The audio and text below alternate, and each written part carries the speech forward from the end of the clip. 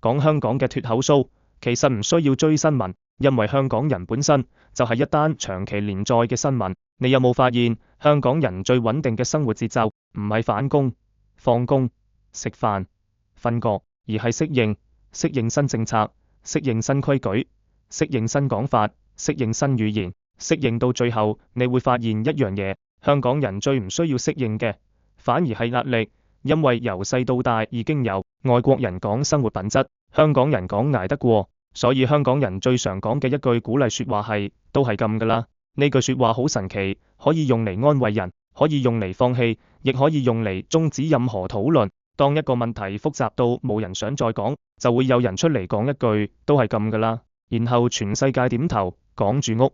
香港人對空間嘅理解係抽象藝術級數，你去外國朋友屋企，佢會同你介紹 This is my living room， 香港人只會話呢度就係晒㗎啦。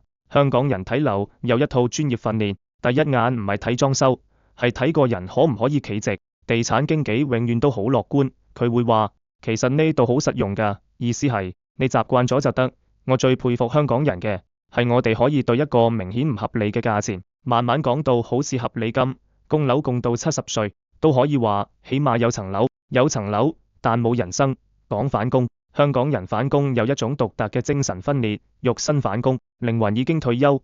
你有冇試過一邊開會一邊心入面諗今晚食咩？諗到連甜品都諗埋，但你個人仲點緊頭？呢個就係香港專業人士，香港人最強嘅技能，唔係 Excel， 唔係 PowerPoint， 而係假裝我仲有熱誠。老闆話大家要有使命感，你即刻答明白，但你心入面嘅使命只係準時放工，但放工又唔敢走，因為你見到老闆仲坐喺度，你會突然覺得坐多10分鐘好似係一種道德。所以香港人放工唔係一個時間，係一個心理關口。講制度，香港人對制度唔係信任，係熟悉。我哋唔會問點解要填咁多表，我哋只會問有冇得網上填。我哋對流程嘅尊重已經去到一個近乎宗教嘅層次。你叫我排隊，我會排；你叫我再排一次，我會排得更直。但你如果突然話其實唔使排，我會好驚，因為香港人已經習慣所有嘢都要付出耐性先值得擁有。講交通，香港嘅交通工具其實係情緒訓練營。地鐵延誤，你會見到全車人同一時間嘆氣，但冇人出聲。呢個唔係冷漠，係集體自制。香港人已經明白，發脾氣解決唔到問題，最多只會令自己遲多5分鐘。所以我哋選擇沉默。沉默係城市嘅背景音樂。講身份，香港人最複雜嘅問題，從來唔係你支持邊個，而係你敢講幾多。我哋好清楚是非，但同樣清楚後果，所以我哋學識用笑話包裝真話，用自嘲代替表態。你笑緊嘅時候，其實你心入面好認真。呢個就係香港幽默，笑入面有計算，幽默入面有生存智慧。講社交媒體，香港人而家每日最辛苦嘅唔係反攻，係管理自己嘅反應。見到一單新聞，第一個反應唔係內容，而係我應唔應該 share。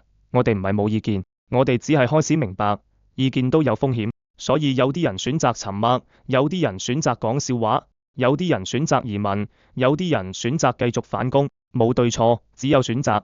講到是是非非，香港人其實唔怕灰色地帶，因為我哋由細到大就喺灰色度長大。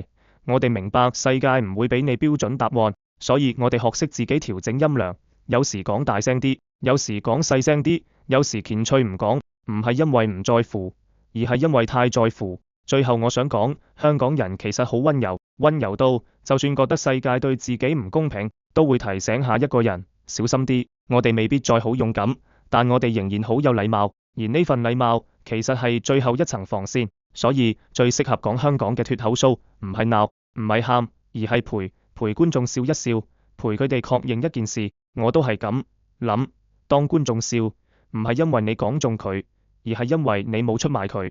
香港脫口騷唔需要答案，只需要共識。我哋都仲喺度，仲識笑。其實香港人最辛苦嘅唔係生活本身，而係要長期解釋自己點解仲喺度。外國朋友會問你 Why don't you just leave？ 佢哋問得好真誠，但你唔知點答，因為離開唔係一個簡單選項。離開唔係買飛，離開係放棄一套你用咗成世去理解嘅城市語言。香港人係用環境嚟學做人，學點樣喺逼入面唔踩到人，學點樣喺快入面唔亂。學點樣喺規矩入面偷一啲喘氣位。你叫香港人去一個地方大、節奏慢、人人好 nice 嘅城市，頭3日好感動，第4日開始唔自在，因為冇人同你爭，你會突然唔知自己值幾多。香港人就係咁奇怪，我哋一邊嫌香港辛苦，一邊又只係喺辛苦入面先揾到安全感。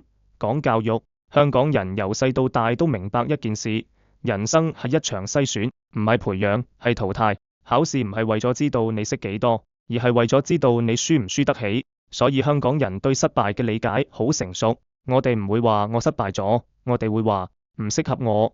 呢句說話好溫柔，亦好殘忍，因為有時唔係唔適合，只係冇位。但我哋唔會喊，因為我哋太早學識，世界唔會因為你努力就讓路。講到消費，香港人消費唔係因為想要，係因為唔想輸。買樓怕追唔上，買名牌怕落後，買保險怕將來，就連放假都要放得有效率。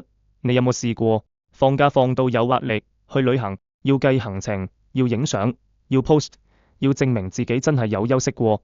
香港人連休息都好忙。講家庭，香港家庭最出名嘅唔係溝通，係責任。我哋唔會講我愛你，我哋會講食咗飯未。我哋嘅關心永遠包裝成提醒，煮多件衫，唔好夜飯，唔好亂諗。但其實每一句都係我驚你出事。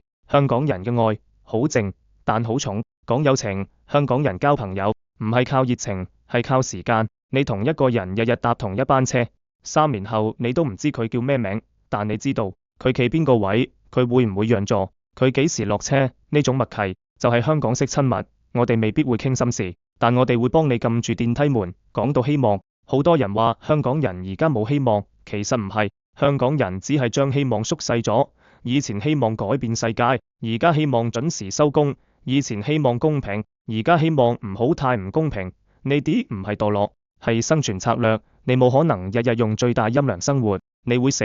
所以香港人學識調校，調細夢想，但唔完全識。講笑話就係其中一個保命方法，因為當你仲笑得出，代表你仲有一啲控制權。所以香港嘅脫口騷唔係為咗話俾人知你有幾反叛，而係話俾人知你有幾清醒，清醒到知道邊度可以講，邊度要收，邊度用笑頂住。你喺台上講嘅每一句笑話，其實都係一次測試，測試觀眾嘅反應，測試空氣嘅厚度，測試呢個城市仲容唔容得下一啲真誠。而當觀眾笑嘅時候，你會知道原來大家都明，唔需要講白，唔需要講盡，一個眼神，一個停頓已經夠。呢個就係香港脫口騷最迷人嘅地方，唔係內容，係默契。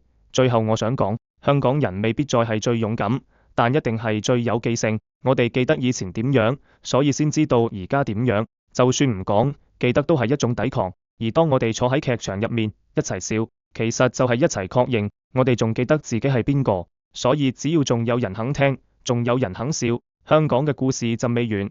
唔需要大聲，唔需要結論，只需要繼續講落去，係是亦係非。講到呢度，其實唔係想話俾你聽應該點諗，因為香港人從來都唔需要人教點樣生存，我哋只係需要有一個地方可以暫時唔解釋，可以放心笑一笑。如果你今晚有笑過，唔係因為我講得好，而係因為你一直都明白點樣喺是非之間行，明白點樣喺沉默入面保留自己，明白就算世界好複雜，我哋都仲識得分辨。呢個就係香港人喺是與非之間繼續生活，繼續呼吸，繼續講笑。多謝你哋肯聽，多謝你哋仲願意笑，多謝大家收看是是非非脫口騷。